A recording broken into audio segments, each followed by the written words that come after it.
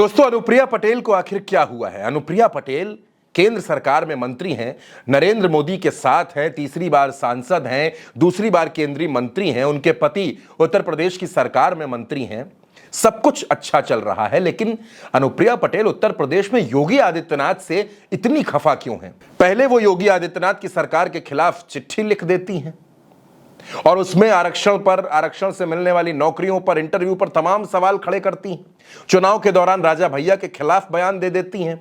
और अब जब सोनेलाल पटेल की जन्म जयंती का कार्यक्रम लखनऊ के इंदिरा गांधी प्रतिष्ठान में था, अपनी पार्टी के तमाम नेताओं और कार्यकर्ताओं के सामने अनुप्रिया पटेल खड़े होकर उत्तर प्रदेश की सरकार पर सवाल खड़े कर देती हैं। अनुप्रिया पटेल कहती हैं कि उन्होंने एक मुद्दा ऐसा है जो बार बार उठाया और वो मुद्दा सिर्फ अपना दल ने उठाया, लेकिन वो हल नहीं हुआ, और वो मुद्दा हल नहीं हुआ इसी वजह से चुनाव परिणाम में हमको हार का सामना करना पड़ा। हमको यानी कि एनडीए को, बीजेपी को हार का सामना करना पड़ा। वो मुद्दा क्या है, उसके बारे में अनुप्रिया पटेल ने खुद बताया। बहुत सारे जो समस्याएं, सवाल हमने उठाए वो हल हुए, लेकिन एक सवाल जो हमने उठाया वो हल नहीं हुआ, किसी कारणवश हल नहीं हो पाया। और वो सवाल 69,000 शिक्षक भर्ती का था, जिसको हम उठाते रहे, बार बार उठाते रहे, और अपना दल के अलावा किसी ने नहीं उठाया। लखनऊ के इको गार्डन में आए दिन प्रदर्शन होते रहते हैं, शिक्षक अपने हक की मांग करते रहते हैं।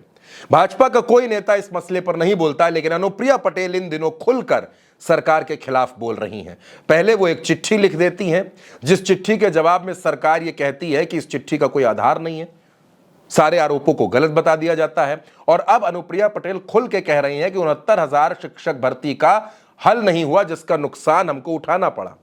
दोस्तों, आपको याद होगा जब अनुप्रिया पटेल ने चिट्ठी लिखी थी, उसके बाद उनके पति और उत्तर प्रदेश की सरकार में मंत्री आशीष पटेल से पूछा गया तो उन्होंने चुप्पी साध ली थी।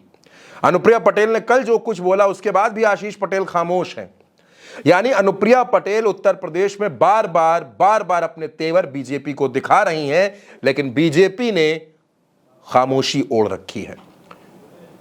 न दिल्ली की तरफ से कोई बयान आता है, न लखनऊ की तरफ से कोई बयान आता है। सवाल उठने लगे हैं कि क्या अनुप्रिया पटेल दिल्ली के वरद हस्त होने के साथ ऐसे बयान दे रही हैं? वो चिट्ठी लिख रही हैं, वो बयान दे रही हैं। पिछले 10 सालों में दोस्तों कभी ऐसा मौका नहीं आया जब अनुप्रिया पटेल ने गठबंधन में जिस पार्टी के साथ वो हैं उसी सरकार के खिलाफ सवाल खड़े किए हों या ऐसी चिट्ठियां लिखी हों। 2014 से वो नरेंद्र मोदी के साथ हैं, एनडीए के साथ हैं। 2017 से वो उत्तर प्रदेश में भारतीय जनता पार्टी की सरकार में शामिल हैं, उनके पति मंत्री हैं, उनकी पार्टी के विधायक मंत्री रह चुके हैं। लेकिन अनुप्रिया पटेल इस बार 2024 के चुनाव का परिणाम आते ही तेवर में आ गई हैं, गुस्से में आ गई हैं और लगातार हमले बोल रही हैं, कभी चिट्ठी लिखकर, कभी बयान देकर। और हमने आपको पहले भी बताया, अनुप्रिया पटेल इसके पहले भी 69,000 शिक्षक भर्ती का मुद्दा उठाकर सरकार की किरकिरी करवा चुकी हैं। राजा भैया के खिलाफ बोल चुकी है, जिसका नुकसान पार्टी ने कई सीटों पर उठाया है। उसके बाद उन्होंने वो चिट्ठी लिख दी साक्षात्कार में आरक्षण वाली, SC ST OBC के मुद्दे वाली, जिसको विपक्ष ने हाथों हाथ ले लिया और मुद्दा बना दिया। यानी क्या अनुप्रिया पटेल सरकार के खिलाफ विपक्ष को मुद्दा दे रही हैं? और अब दोस्तों जाहिर सी बात है कि 69,000 शिक्षक भर्ती का जो मुद्दा अनुप्रिया पटेल ने उठा दिया है, विपक्ष इसे भी भुनाने की कोशिश करेगा और इसे भी सरकार के खिलाफ हथियार की तरह इस्तेमाल किया जाएगा। तो क्या अनुप्रिया पटेल उत्तर प्रदेश में योगी सरकार से अलग होने का फैसला कर चुकी हैं?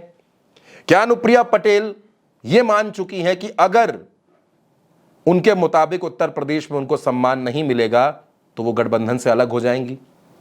दरअसल अनुप्रिया पटेल हाल ही में जब उत्तर प्रदेश में मंत्रिमंडल विस्तार हुआ तब वो चाहती थी कि उनके कई विधायकों को मंत्री बनाया जाए, ऐसा हुआ नहीं।